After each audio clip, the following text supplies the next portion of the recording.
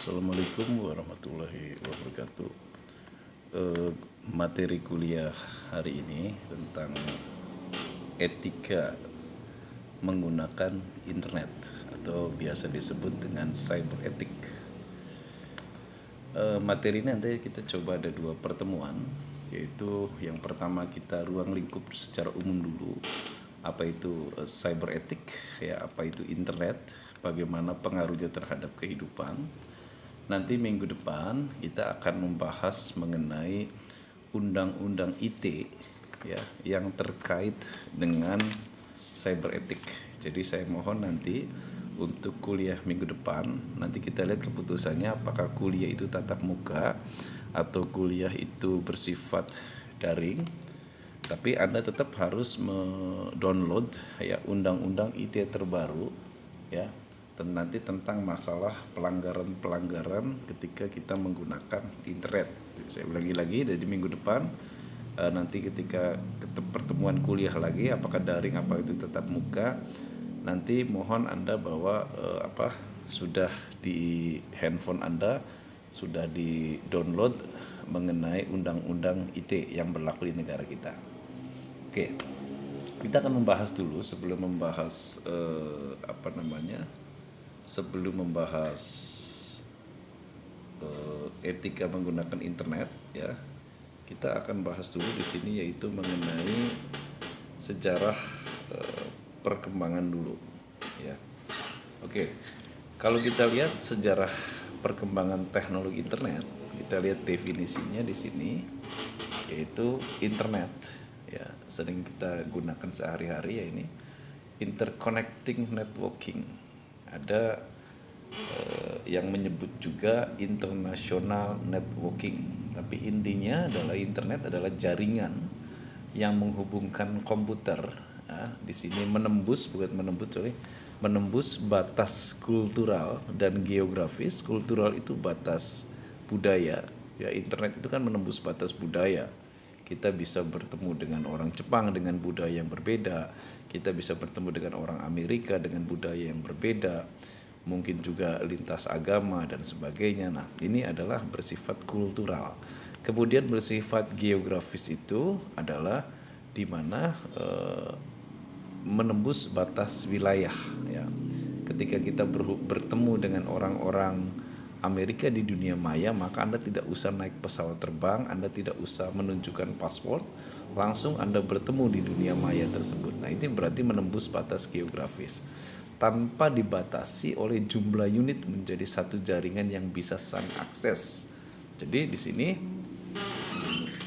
banyak sekali keterhubungannya ya menjadi satu jaringan dari berbagai macam ini, dan ini tidak terbatas baik melalui PC ya maupun melalui smartphone. Kalau dulu mungkin ketika kita berinternet kebanyakan melalui PC ya, personal komputer, tapi sekarang sudah ada masuk ke dalam smartphone semua.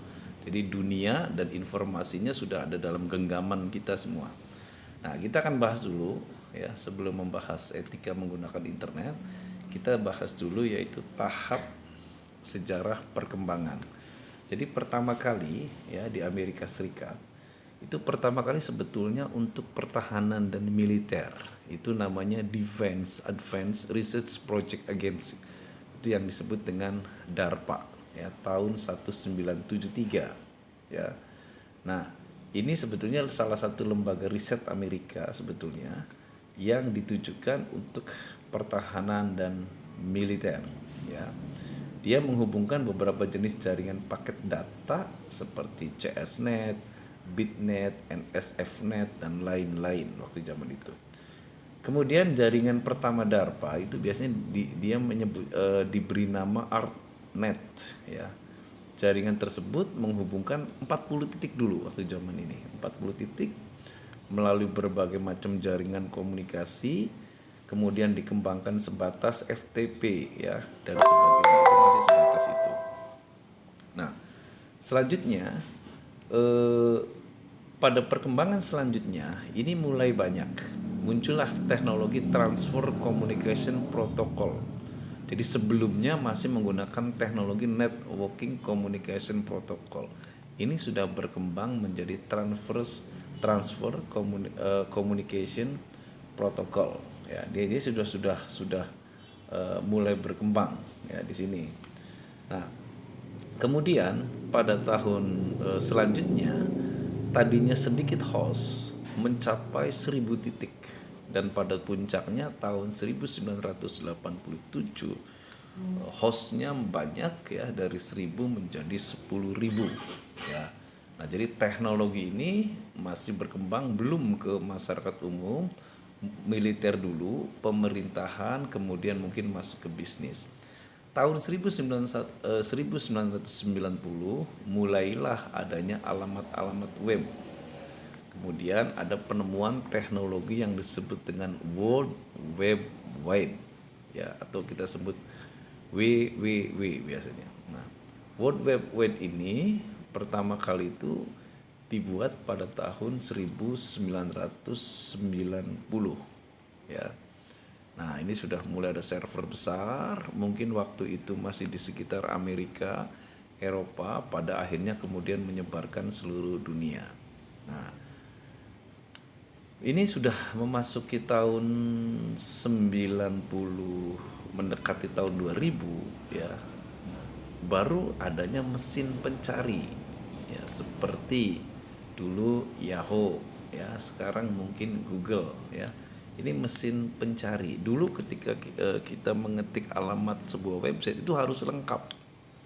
Misal untuk mencari Amik Purnama Niaga dulu harus lengkap, www.amikpurnamaniaga.id.ic.id misalkan.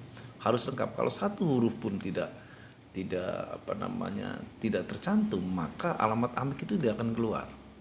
Nah, tapi dengan adanya mesin pencari, ketika kita nulis Amik Purnama saja, bahkan ketika ada kata yang salah, karena Google atau mesin pencari atau Yahoo itu sudah dilengkapi dengan kecerdasan buatan ya, sudah menjadi big data, maka kadang-kadang dia membenarkan apakah yang dimaksud adalah begini. Biasanya tulisannya begitu ya.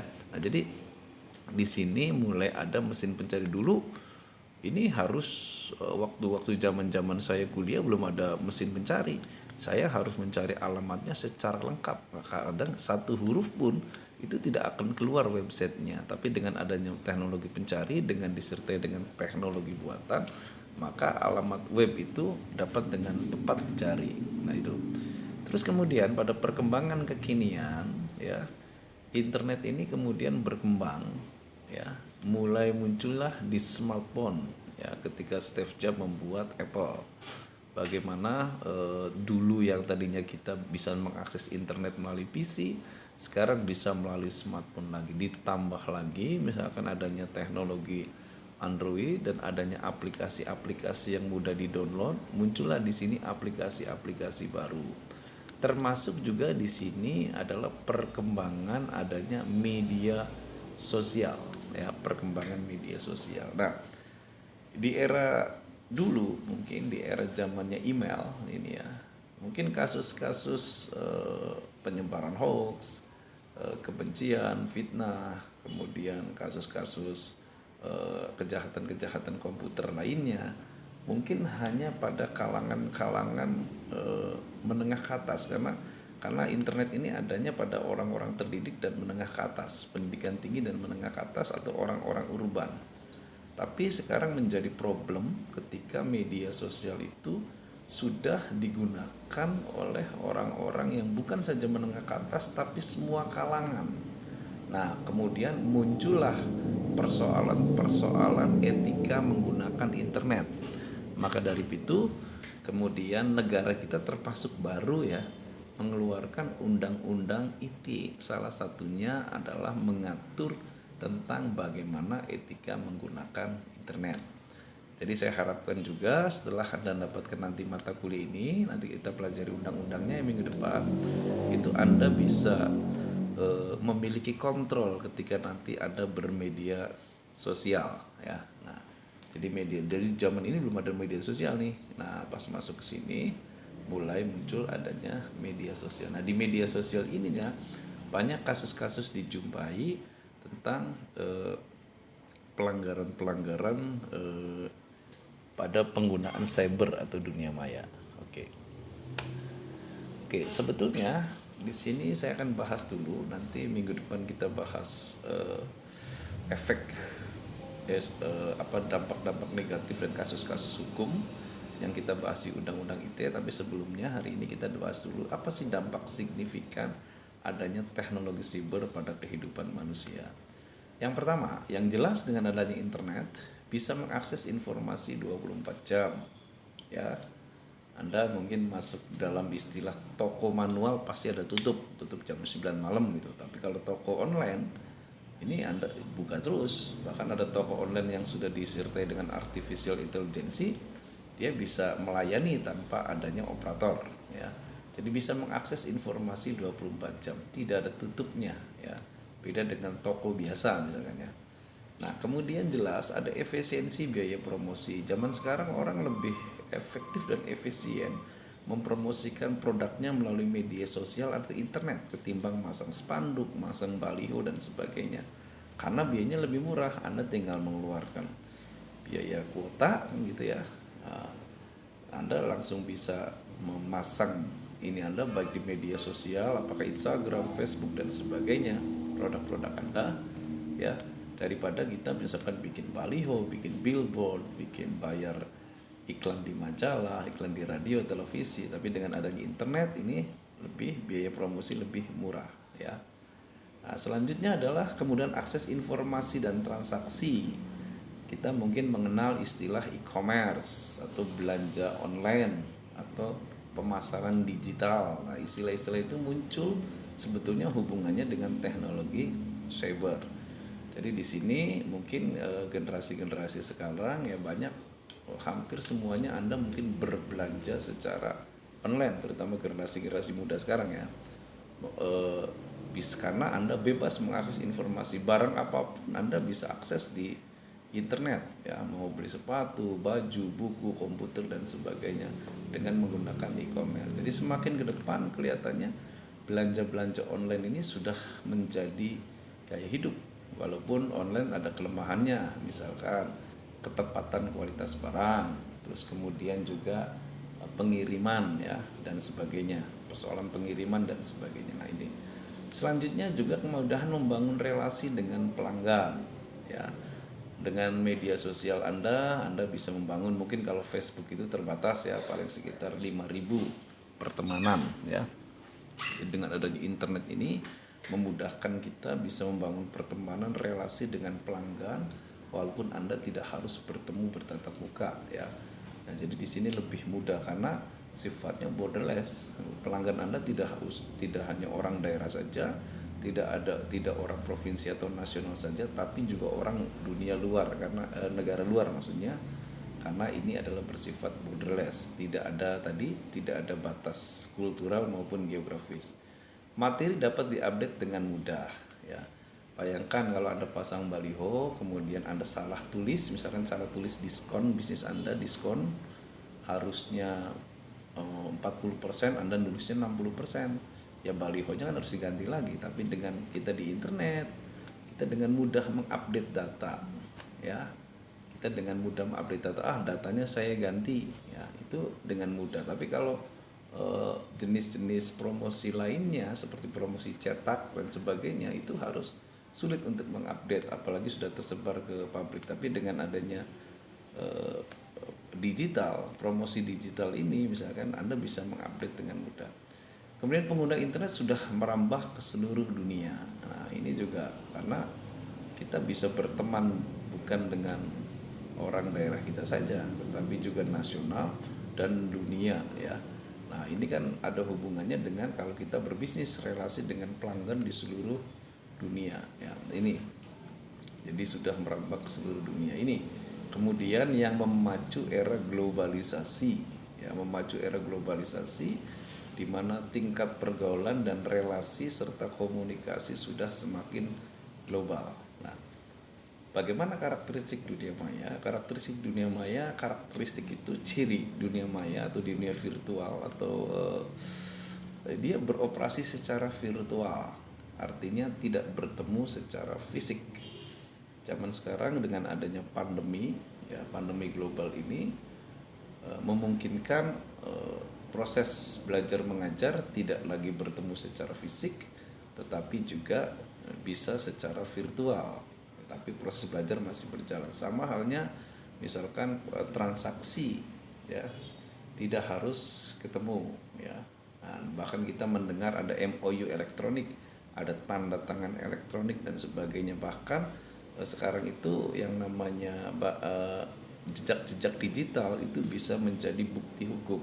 Jadi di sini beroperasi secara virtual. Teknologi IT berubah sangat dinamis, jelas, ya. Dulu kita mengenal Friendster, kemudian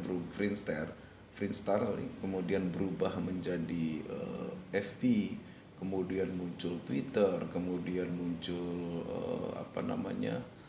aplikasi WhatsApp dan sebagainya. Nggak tahu, kita mungkin tahun depan akan muncul aplikasi-aplikasi apa lagi.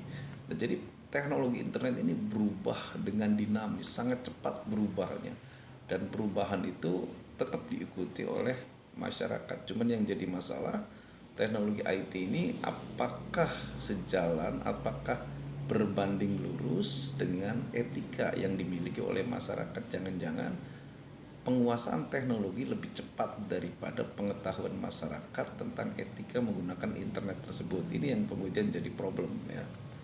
Selanjutnya bersifat borderless, ya. Ini seperti ramalannya Norbert Wiener bahwa dengan adanya teknologi cyber tidak mengenal lagi batas-batas wilayah geografis dan sebagainya.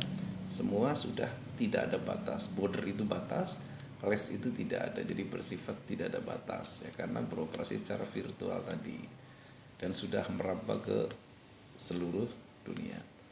Pengguna bersifat anonymous, ya, banyak akun-akun palsu, ya. Nanti kita harus waspada juga adanya akun-akun palsu, ya, baik itu tujuannya baik maupun tujuannya jahat, ya. Karena ada akun anonymous juga tujuannya baik. Makanya dalam undang-undang ITE, penggunaan akun anonymous itu tidak melanggar hukum, tapi yang melanggar hukum adalah perbuatannya, seperti menyebarkan berita hoax, kemudian menyebarkan pornografi, kemudian juga menyebarkan fitnah dan sebagainya, ya. Nah, ini bersifat anonymous, tapi mungkin anonymous itu bisa diminimalisir ketika iktp menjadi satu big data di negara tersebut, sehingga orang tidak mudah membuat akun-akun baru. Informasi bersifat terbuka untuk publik, jadi hati-hati ketika Anda menulis status di muka umum, kemudian juga membuat konten-konten, karena ini adalah bersifat terbuka untuk publik. Publik akan membaca tulisan Anda, akan membaca konten Anda, ya.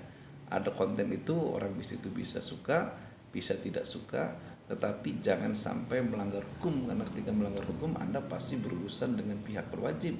Karena melanggar hukum itu karena diatur dalam undang-undang ITE. Jadi minggu depan nanti saya harapkan Anda sudah download mengenai undang-undang ITE yang terbaru yang berlaku di Indonesia. Sampai di sini dulu pertemuan mata kuliah etika profesi bidang IT. Wabillahi taufiq wal hidayah. Wassalamualaikum warahmatullahi wabarakatuh.